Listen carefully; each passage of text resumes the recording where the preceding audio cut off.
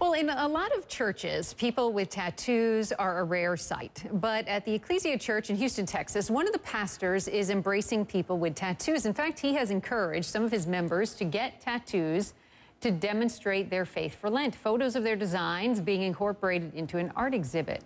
Seay is that pastor, and he joins me now. Pastor, tell me first, where did this idea come from? Well, Randy, I was reading a book called Cruciformity that was about embracing the suffering of Christ. And every year we do this show of the Stations of the Cross. It's been a beautiful thing we do every Lent in telling the story of Jesus. And this year we just decided to embrace an art form that's pretty common among our people, but hasn't maybe been commonly embraced by the church. But it's a great way to tell the story of Jesus' suffering and ultimately of his resurrection that we celebrate on Easter. So are lots of folks taking part? Well, you know, this invitation wasn't for everybody. So we have a lot of people that already have tattoos, but we invited people to do it. We only needed 10. We created 10 of the Stations of the Cross.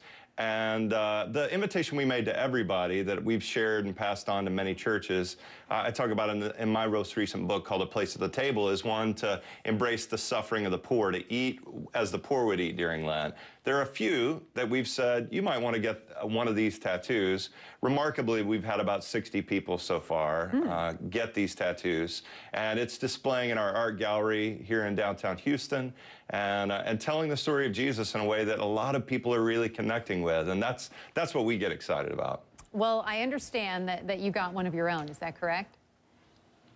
I did. So I got the resurrection tattoo. So this is...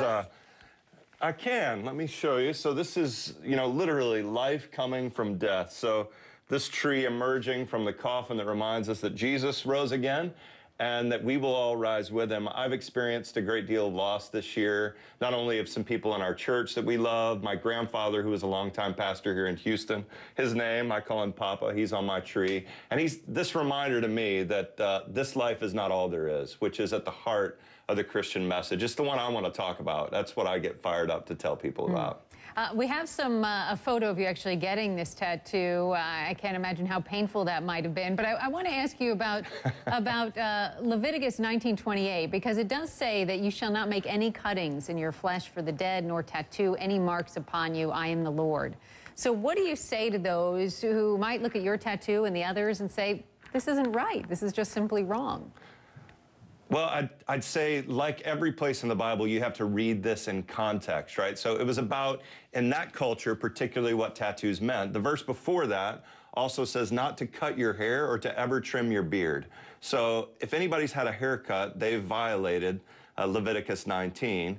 But no longer does cutting your hair or getting a tattoo mean that you're a part of worshiping a pagan god. So in our culture, it means something quite different. In fact, about 30% of people under 30 already have tattoos. And in the urban context we're in, it's much higher.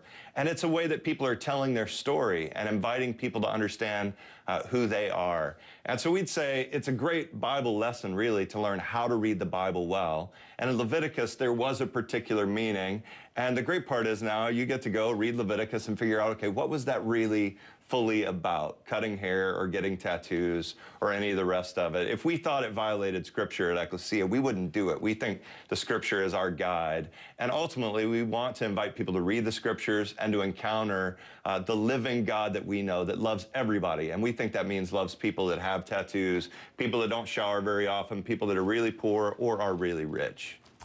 Pastor Seay, a very interesting take, and I love how you're demonstrating the faith for Lent. Thank you very much for your time, and nice tattoo. You bet, Randy. Thanks. Glad you enjoyed it. Thank you. And for much more on this story, you can go to our Belief blog at cnn.com/belief. You can also share your thoughts there as well.